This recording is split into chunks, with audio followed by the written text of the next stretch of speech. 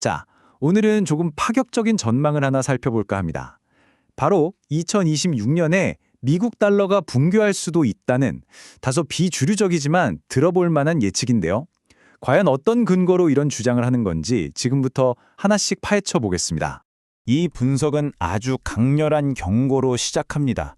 세계에는 달러에 닥쳐올 일에 대해 준비가 되어 있지 않다. 이건 그냥 하는 말이 아니라 대부분의 사람들이 전혀 예상하지 못하고 있는 거대한 통화 위기가 다가오고 있다는 예측인 거죠. 그리고 이게 그냥 뜬구름 잡는 이야기가 아닌 게요. 데이터를 보면 이미 달러가 상당히 약해지고 있는 신호가 나타나고 있습니다. 2017년 이후로 가장 큰 연간 하락폭을 기록했거든요. 바로 이 지점이 거대한 변화의 시작점이라는 주장입니다. 그럼 도대체 첫 번째 도미노는 뭘까요? 모든 이야기의 시작은 바로 미국 중앙은행, 즉 연준이 아주 어려운 선택의 기로에 놓이는 것에서부터 출발합니다. 자, 이 예측의 핵심은 이겁니다. 경제가 나빠지면 연준이 과연 달러 가치를 지킬 것이냐, 아니면 일단 경제부터 살리고 볼 것이냐, 이 딜레마에 빠진다는 거죠.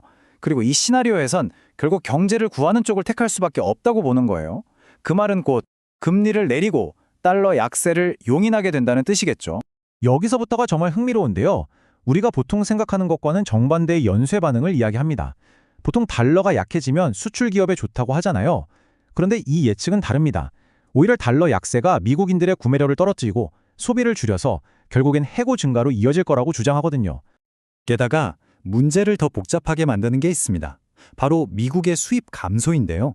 미국이 전 세계에서 물건을 덜 사들이게 되면 당연히 다른 나라들이 거래를 위해 달러를 필요로 하는 일도 줄어들겠죠.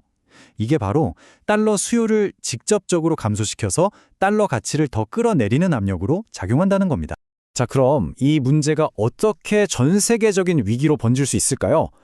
그 중심에는 아마 대부분의 사람들에게는 좀 생소할 수 있는 금융 기법, 바로 캐리 트레이드라는 숨겨진 메커니즘이 자리 잡고 있습니다. 그 중에서도 특히 엔캐리 트레이드라는 건데요. 아주 쉽게 말하면 이자가 거의 없는 일본 엔화로 돈을 빌려서 이자가 높은 미국 달러 자산에 투자해 그 차익을 먹는 전략이라고 보시면 됩니다. 거의 공짜로 돈을 빌려서 더 큰 돈을 버는 거죠. 지난 몇 년간 이 엔캐리 트레이드가 엄청나게 인기를 끌었던 이유가 바로 여기에 있습니다. 미국 금리는 높은데 일본 금리는 거의 제로에 가까웠으니까요. 이 엄청난 금리 격차 덕분에 투자자들은 정말 막대한 수익을 올릴 수 있었죠. 그런데 말이죠. 이 예측에 따르면 이 황금 시대가 곧 끝날 거라는 겁니다.